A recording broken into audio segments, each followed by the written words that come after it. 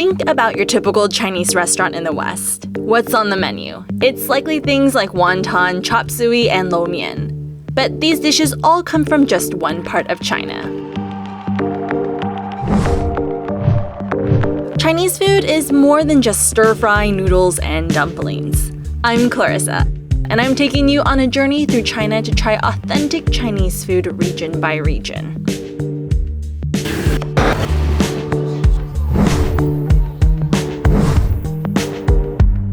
The Cantonese part of China includes Guangdong Province, Hong Kong, and Macau. The subtropical climate means abundant rainfall, making it an ideal place to grow crops.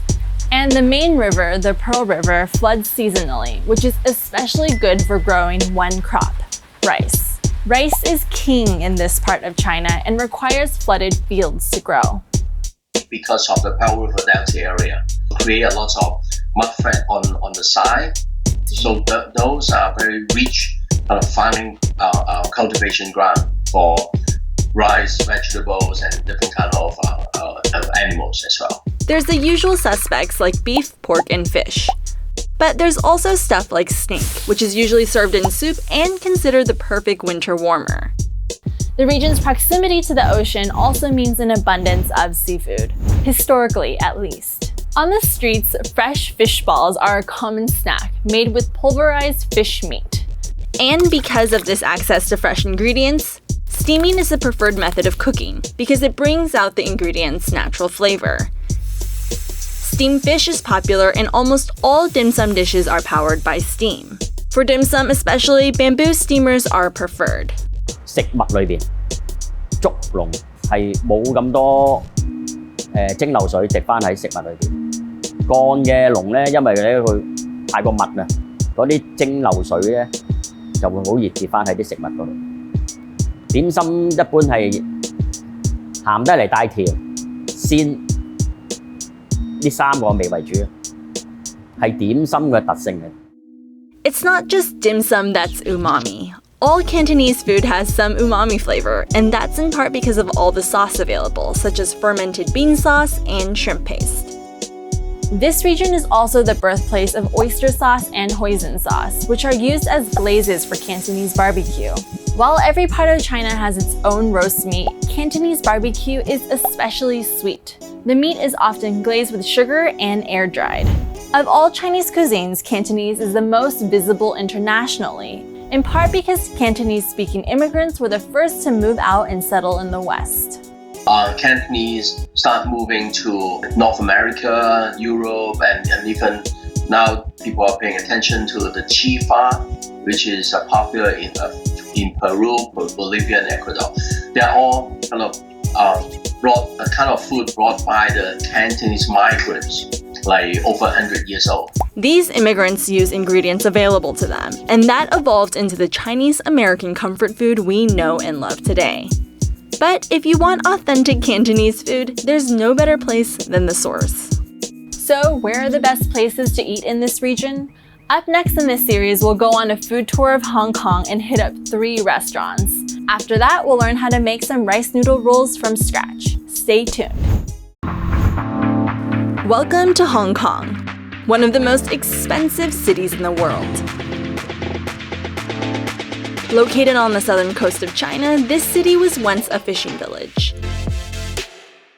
Today, it is a bustling financial hub where life never slows down. Small diners and food stalls are everywhere to serve busy people on the go.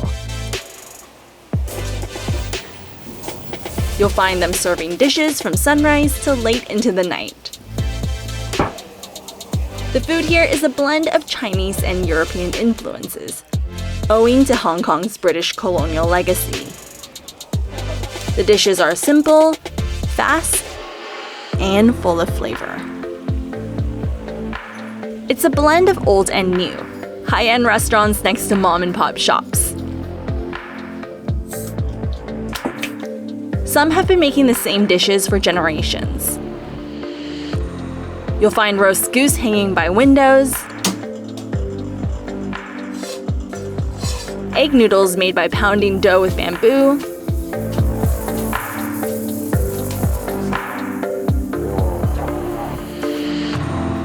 pineapple buns baked fresh every morning,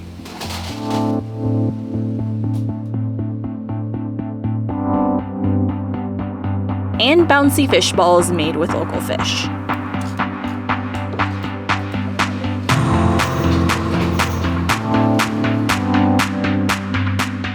To get an inside look, we met up with Ashley, a Hong Kong food guide, who took us to some of her favorite places.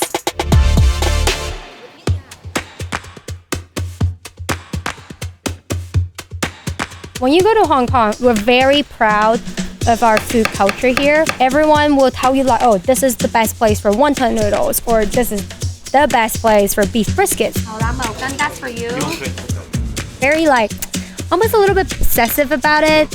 When we like to line up for food and we associate food with people, it's just part of our cultural identity. And we love to eat, and we're pretty damn proud of that.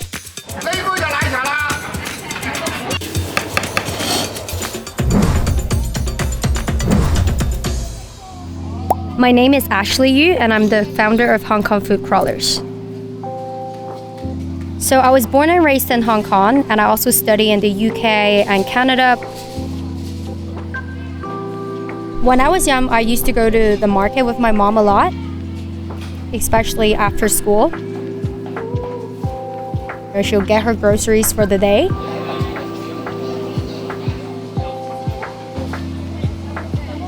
So in Hong Kong, it's very typical for people to buy groceries on a daily basis.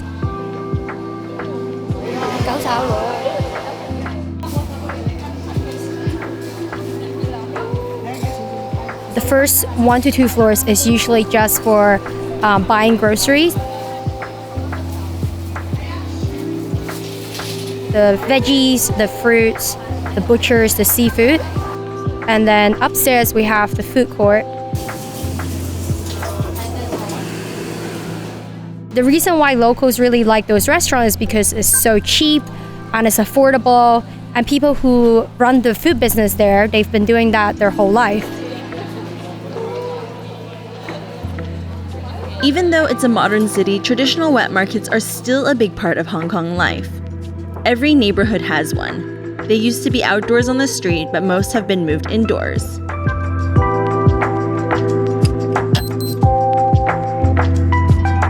For breakfast, I really like to go to Soki at Tai Po Cook Food Center. Soki's menu is basically a classic Hong Kong diner menu. What I usually have is Hong Kong style French toast. In the middle of the toast, they put a layer of the kaya jam, which is a coconut milk spread. On a hot day, I like to have the preserved salted lime with 7-Up. The lime is preserved in a jar of just salt and lime. In Hong Kong, one of the most staple classic drinks is called Hong Kong milk tea. It's also called lai cha in Cantonese. But if you add it with condensed milk, it's called cha zao. I would say back in the days, people are very simple. In Hong Kong, it's all about going to the diner, and people are more easily satisfied back in the days. Versus now, I feel like a lot of the younger generation kind of prefer something that's more Instagrammable.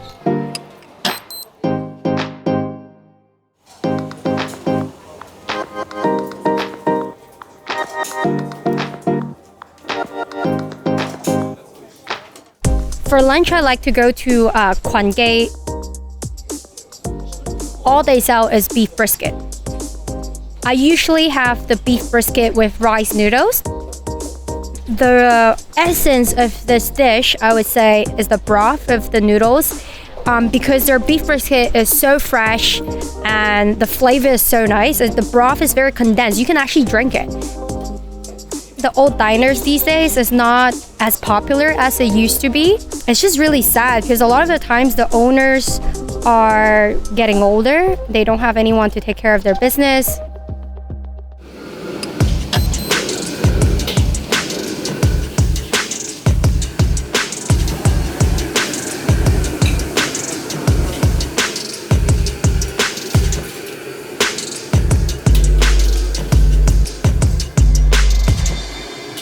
This kind of restaurant, the outdoor restaurant, is it's a dying breed in Hong Kong. The government started taking the licenses back in 1970s.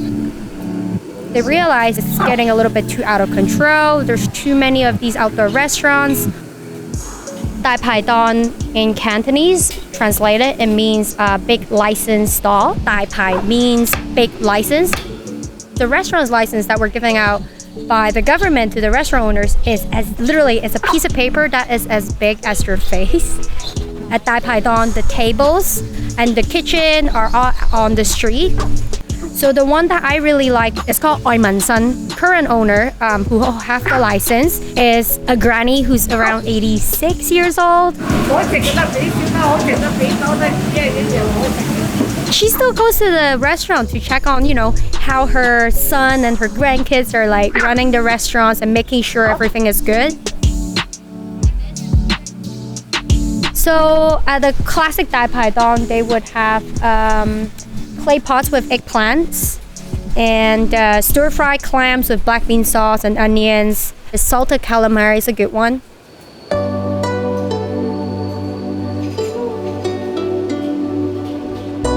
Hong Kong used to be a fishing village, and people in Hong Kong grew up eating seafood. I'm really hoping that our traditional food culture can survive. Even though it's a little bit hard, but I do see some hope. Right now, we really need younger people to join the food industry. But unfortunately, I feel like there's a stigma about making food in Hong Kong in certain ways. For me, with my work at Hong Kong Food Crawlers, I want to preserve their stories and the flavors of their food through my food tours. Even for me, I tell my guests, if you come back in 10 years, this might not be here anymore. Up next, dim sum. It's an essential part of Cantonese cuisine.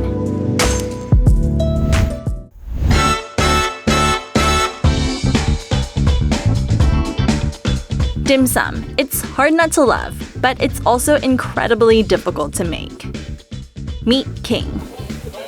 The hardest part of making dim sum is it requires a lot of handcraft skills, such as making har gao. Because the skin is very thin, unlike the glutinous dough, it's not that elastic. So while making the har gao, it's very likely to break the skin. And har gao, the iconic shrimp dumpling, is the dish that makes or breaks a dim sum chef. 咁佢嗰個特色係蒸出嚟半透明，皮一定要薄，攝數要夠，咁個形狀工整咁先叫正式一個合格嘅蝦餃。But making dim sum is a lot harder than it looks. Some people spend 2 years learning how to make these dishes.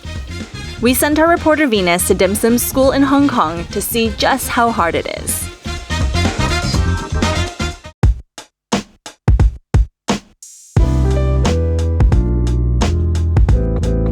Chef Lau Cho Kwan is our guide.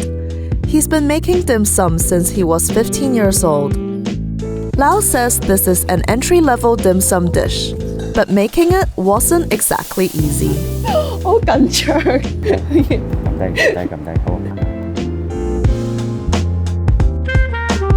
Let's start from the top.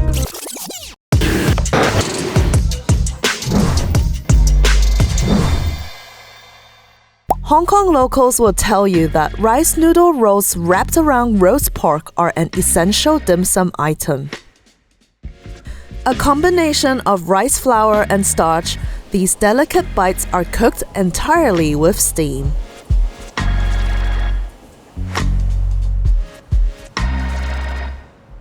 做腸粉第一個步驟係要點樣樣咧？做咗個腸粉漿先啦 ，OK 嗱，咁啊呢度有啲煎米粉啦。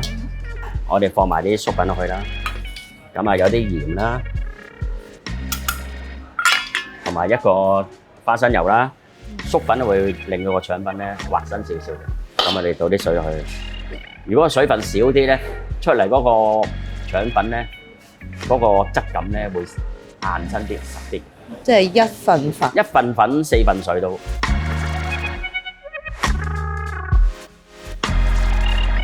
我而家放啲腸粉漿落去啦，鋪平呢塊布先啦。跟住咧，我哋又放叉燒啦，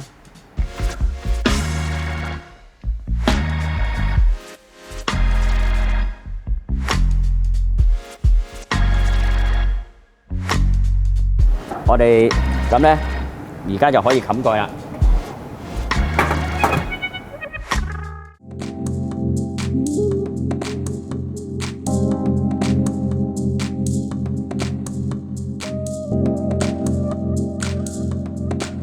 哇！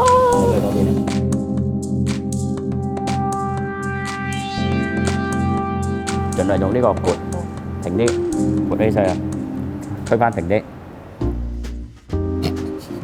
睇下慢慢。爛咗。係啊。有冇話越幼越靚嘅叉燒？點樣為之包得靚嘅叉燒腸粉啊？捲得實，你捲得唔夠實。OK。啊，再嚟。你俾幾多分佢？我都係俾80分㗎咋。咁高，我包成咁都80分。80分㗎。OK。因為全程我喺隔離啊嘛。哦。如果淨係你咧，可能係冇呢個分數啦。肯定冇添。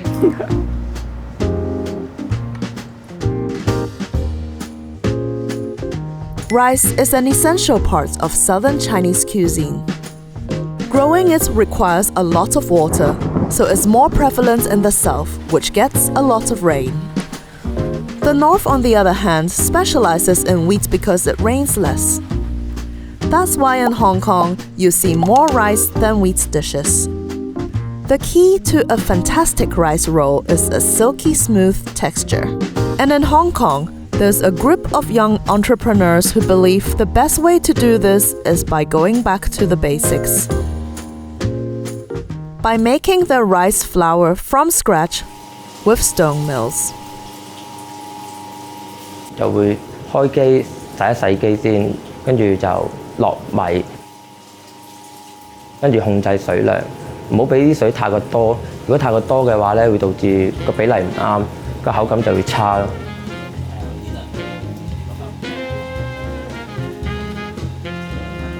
26-year-old Feng Jiasheng runs this small shop with 2 other colleagues. They specialize in making rice noodle rolls with fresh rice paste. 咁我哋用石磨磨出嚟嘅腸粉咧嘅嗰啲米漿咧，佢嘅口感會更加幼滑，因為畢竟用粉就會導致冇晒啲米香味啊，跟住個口感會差啲咯。我個人嚟講。The shop offers rolls made with 3 different types of rice: white, black, and red. 我哋嘅白米係要用舊米啦。舊米咧，即係可等同於即係存放得耐。即係點解要存放得耐咧？就等於酒、茶葉嗰啲物品，你存放得越耐嘅香氣就越濃。咁我哋嘅黑米就來自黑龍江嘅黑米。咁因為黑米就比較硬啲，電解纖維高啦。咁我哋大概要浸8個鐘以上。咁紅米就會比在乎於白米同埋黑米嘅中間，咁但係佢都比較硬，所以都要浸8個鐘。我就來自廣州，咁我廣州嘅地方咧就比較多腸粉嘅，但係坊間都係好少人用石磨腸粉咯，因為石磨佢會用嘅時間多啦，佢嘅製作過程麻煩啦，存放量比較時間短咯。You can actually taste the difference. Stone-milled rice rolls are much more tender. All that extra effort that goes into making the paste from scratch is worth it. 我就對嗰個感覺，對嗰個味道就比較有家鄉嘅感覺。Fun fact, did you know that 70% of Hong Kong's land is undeveloped countryside? Even in the wild, there are plenty of tasty treats, if you know where to look.